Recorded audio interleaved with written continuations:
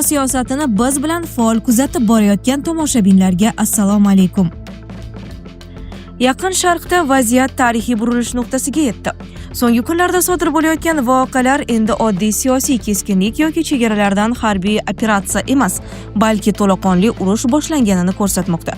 AQSh va Isroil tomonidan Eron hududiga amalga oshirilgan keng ko'lamli zarbalar mintaqadagi kuchli muvozanatni butunlay o'zgartirib yubordi.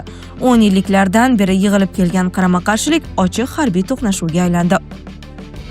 28 fevral kuni AQSh va Isroil qo'shma operatsiyasi doirasida Eronning strategik obyektlari, harbiy qo'mondonlik markazlari hamda xavfsizlik infratuzilmalari nishonga olindi. Zarbalarning asosiy maqsadi Eronning harbiy salohiyatini izdan chiqarish va yadroviy dasturini to'xtatish ekani aytilmoqda. Hujumlar Tehron atrofida kuchli portlashlarga sabab bo'ldi. Ayniqsa oliy rahbar qarorgohi zarba ostida qolgani haqidagi ma'lumotlar butun dunyoda shok uyg'otdi. Oradan ko'p o'tmay AQSh prezidenti Tramp Eron oliy rahnamosi Ayatulloh Ali Xamenei hujumlar oqibatida yo'q qilingani haqida bayonot berdi. Isroilning yuqori martabali rasmiysi ham Xameneining halok bo'lgani va uning jasadi topilgani haqida xalqaro agentliklarga ma'lumot bergani xabar qilindi. Rossiyadan O'zbekistonga pul yuborish endi yanada osonlashdi. Endilikda siz O'zbekistondagi Uzcard, Humo, Visa kartalariga yoki hatto naqd pul ko'rinishida ham tez va qulay holatda pul jo'natishingiz mumkin. Hoziroq Play Marketdan yuklab oling va 400 rubl bonusga ega bo'ling. Agarda sizda qandaydir muammo bo'lsa, 24/7 qo'llab-quvvatlash xizmati mavjud. Anjir Pay xalq tanlagan mobil ilova. Biroq Tehron bu xabarlarni rasman tasdiqlamadi. Eron rasmiylari sukut saqlayotgan bir paytda mamlakat ichida axborot bo'shlig'i paydo bo'ldi. 1989-yildan buyon Eron siyosiy tizimning markazida turgan, davlatning harbiy, sud va siyosiy hokimiyatini nazorat qilib kelgan rahbar taqdiri noma'lumligicha qolmoqda. Aynan shu noaniqlik vaziyatni yanada xavfli qiladi. Chunki oliy rahbarning yo'qolishi Eron ichida hokimiyat uchun keskin kurash boshlanishi ehtimolini kuchaytiradi.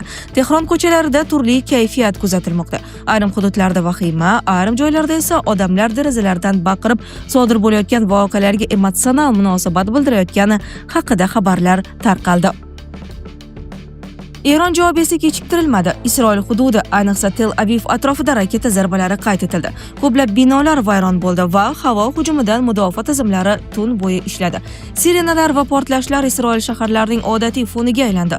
Shu bilan bir vaqtda Eron shahid turidagi dronlarni Fors ko'rfazi tomon yo'naltirdi. Bahrayndagi AQShning 5-floti joylashgan hududdagi zarbalar berilgani haqidagi xabarlar urushning endi bevosita AQSh harbiy infratuzilmasiga ham yetib borganini ko'rsatadi. Urush fronti tez suratda kengayib borayotgani Fors ko'rfazi davlatlarida ham sezildi. Dubayda aholiga favqulodda ogohlantirishlar yuborilib, odamlar yer osti avtoturargohlariga evakuatsiya qilina boshlandi. Shaharda maxsus bunkerlar mavjud emasligi sababli savdo markazlari va turar joy binolari ostidagi oddiy parkinglar vaqtinchalik boshpanaga aylantirildi. Dubay xalqaro aeroportida ham evakuatsiya jarayoni boshlanganiga oid ma'lumotlar paydo bo'ldi. Bu holat urush endi faqat Eron va Isroil o'rtasida emas, balki butun mintaqani qamrab olayotganini ko'rsatmoqda. Eron Milliy xavfsizlik kengashi rahbari Larijoni keskin bayonot berib, mamlakat qurolli kuchlari dushmanlarga hech qachon unutmaydigan javob tayyorlayotganini ma'lum qildi. Uning so'zlari diplomatik til emas, balki ochiq harbiy retorika sifatida baholanmoqda. Shu paytda Rossiya, AQSh va Isroil zarbalarini qoralab chiqdi. Xalqaro maydonda esa davlatlar asta-sekin qarama-qarshi bloklarga ajrala boshlayotgani sezilmoqda. Energiya bozorlari beqarorlashdi, aviatsiya yo'nalishlari o'zgartirilmoqda. Global iqtisodiy tizim yangi zarbani kutayotgandek muzlab qolgan. Bugungi vaziyatning eng xavfli jihati shundaki, diplomatiya deyarli sukut saqlamoqda, ammo raketalar gapirmoqda. Davlat rahbari nishonga olingan harbiy bazalar zarba ostida qolgan. Bir vaqtning o'zida bir necha davlat osmonida raketa tutib qolish operatsiyalari ketmoqda. Bu belgilar tarixda har doim bir narsani anglatadi. Urush allaqachon boshlangan bo'ladi. Yaqin Sharq endi keskinlik bosqichidan o'tib ketdi. Mintaqa ochiq harbiy qarama-qarshilik davriga kirib keldi. Agar vaziyat shu tarzda davom etsa, bugungi tunlar kelajakda yangi global mojaroga yo'l ochgan lahzalar sifatida eslanishi mumkin. Shu paytda Isroilda butunlay boshqa kayfiyat hukm surmoqda. Mahalliy telekanallar Eron oliy rahnamosi Xamanayning ehtimoliy o'limi haqidagi xabarlarni tantanali ruhda yoritdi. Hatto raketa hujumlari davom etayotganiga qaramay, isroillik fuqarolar bomba panohlarida turib ham bu voqeani nishonlayotgani aks etgan videolar tarqaldi. Urush sharoitida ham jamiyatning ruhiy holati keskin o'zgarib, voqealar diniy va siyosiy ramz darajasiga ko'tarilmoqda. Isroil bosh vaziri Netanyahu esa to'g'ridan-to'g'ri Eron xalqiga murojaat qilib, tarixiy ohangdagi chaqiriq yo'lladi. U eronliklarni hukumatga qarshi chiqishga undab, yordam allaqachon kelganini aytdi. Bu murojaat harbiy operatsiya faqat tashqi zarbalar bilan cheklanmasligini, balki Tehron ichida siyosiy silkinish yuzaga keltirish strategiyasi ham ishga tushganini anglatadi. Amalda bu davlat ichida qo'zg'olon ehtimolini rag'batlantirishga teng signal sifatida baholanmoqda. Urush zarbalari esa iqtisodiy va ramziy markazlarga ham yetib bordi. Dubaydagi sun'iy orol ustiga qurilgan mashhur Palm Jumeirah majmuasi havo hujumidan so'ng alangaga o'ralgani haqida xabarlar paydo bo'ldi. Ushbu hudud Donald Tramp oilasining muhim investitsiya loyihalaridan biri sifatida tanilgan edi. Oradan ko'p o'tmay yana bir ramziy nishon, dunyodagi eng mashhur mehmonxonalardan biri hisoblangan 321 metrlik Burj Al Arab minorasiga Eron droni zarba bergani ma'lum qilindi. Urush endi harbiy zarbalar bilan cheklanmay global boylik, turizm va prestij ramzlarini ham nishonga ola boshladi. Fors ko'rfazining boshqa nuqtalarida esa kutilmagan manzaralar kuzatilmoqda. Bahraynda ayrim guruhlar Eron dronlari zarbalari haqida xabar tarqatganidan so'ng ko'chalarga chiqib hodisani nishonlayotgani qayd etildi.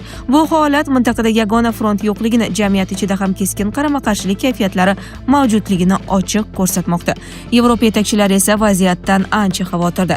Fransiya prezidenti Makron Parij ushbu harbiy operatsiya haqida oldindan xabardor qilinmaganini va Fransiya ham uning ittifoqchilari ham hujumlarda ishtirok etmaganini ta'kidladi. Bu bayonot G'arb ittifoqi ichida ham strategik kelishmovchiliklar yuzaga kelganini anglatadi. Turkiya prezidenti Rajab Tayyip Erdo'g'on ham voqealarni keskin baholab, AQSh Isroil zarbalari ortidan boshlangan mojaro mintaqani halokatli beqarorlik sari olib borayotganidan chuqur xavotir bildirdi. Erondagi mojaro tobora yangi bosqichga o'tib, endi nafaqat harbiy to'qnashuv, balki siyosiy tizimlar taqdiri hal qiluvchi jarayonga aylanmoqda. Oxirgi voqealar shuni ko'rsatmoqdaki, janglar front chizig'idan chiqib, davlatlarning ichki kelajagi va mintaqadagi kuchlar muvozanatini qayta shakllantirish darajasiga yetdi. Eron atrofidagi eng shov-shuvli siyosiy bayonot surgunda yashayotgan sobiq valiahd shahzoda Rizo Pahlaviy tomonidan yangradi. AQShda istiqomat qilayotgan Pahlaviy Xamanayning ehtimoliy o'limi Islom Respublikasi amalda yakuniga yetayotganining belgisi ekanini ta'kidladi. U Eron hududida emas, balki xorijdan turib murojaat yo'llab, amaldagi tizimni minglab qurbonlar uchun javobgar mustabid tuzum deb atadi. Pahlaviyga ko'ra, hokimiyat vorisni tayinlashga bo'lgan har qanday urinish siyosiy legitimlikka ega bo'lmaydi va mamlakatni barqarorlashtira olmaydi. U Eron qurolli kuchlari hamda xavfsizlik apparati vakillariga murojaat qilib, qulab borayotgan rejimni qo'llab-quvvatlashdan voz kechishga va xalq tomonidan o'tishga chaqirdi. Shu bilan birga eronliklarni hushyor bo'lishga, ehtimoliy ommaviy namoyishlarga tayyor turishga undab, mamlakat tarixidagi hal qiluvchi davr yaqinlashayotganini bildirdi. Bu murojaat Eron ichida emas, balki xalqaro siyosiy maydondan berilgan bo'lsa-da, u rejim almashinuvi haqidagi global muhokamalarni yanada kuchaytirdi. Harbiy vaziyat esa shu paytda yanada keskinlashdi. Fox News tarqatgan ma'lumotlarga ko'ra, Saudiya Arabistoni hududida joylashgan Amerika harbiy bazalaridan biri Eron tomonidan hujumga uchragan. Agar bu zarba to'liq tasdiqlansa, mojaro yangi strategik bosqichga o'tganini anglatadi. Chunki AQShning mintaqadagi harbiy infratuzilmasiga bevosita zarba berilishi Washingtonning to'liq harbiy javob berish ehtimolini keskin oshiradi.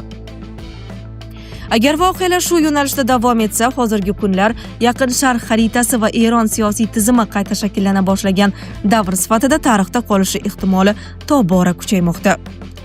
Eron Islom inqilobi qo'riqchilari korpusi harbiy dengiz floti ultra qisqa to'lqinli radio orqali kemalarning Hormuz bo'g'ozini kesib o'tishi taqiqlanganini e'lon qildi.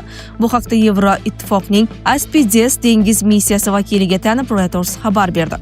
Ushbu bo'g'oz dunyodagi eng muhim neft eksport yo'nalishi bo'lib, u orqali Saudiya Arabistoni, Eron, Iroq va Ba'dan yoqilg'i yetkazib beriladi. Bundan oldin Bloomberg garchi bu yo'l ochiq qolayotgan bo'lsa-da, tankerlar Hormuz bo'g'ozini kesib o'tishdan qochishni boshlagani haqida yozgan. Xususan, Yaponiyaning Nippon Yasen KK kemachilik kompaniyasi o'z kemalariga ushbu bo'g'oz orqali o'tmaslik haqida ko'rsatma bergan. Gretsiya ham o'z savdo flotini ogohlantirgan. Agar bo'g'ozdan o'tish kemalari uchun xavfli bo'lib qolsa, ular bu yo'lni faqat G'arb davlatlari harbiy dengiz kuchlari himoyasidagi konvoylar tarkibida amalga oshirishi mumkin, deb yozadi Bloomberg. Nashrga ko'ra, bu harakatni sekinlashtiradi, biroq jahon neft yetkazib berishiga jiddiy ta'sir ko'rsatmasligi kerak. Neft narxi Eronga zarbalar berilish arafasidayoq ko'tarila boshlagan. Narx 1 barrel uchun $73 dan oshdi. Hormuz bo'g'ozi yopilgan taqdirda kotirovkalar $100 dovondan oshib ketishi mumkin. Sizlarga yetkazmoqchi bo'lganlarimiz shulardan iborat edi. Dunyo yangiliklaridan uzoqlashmang.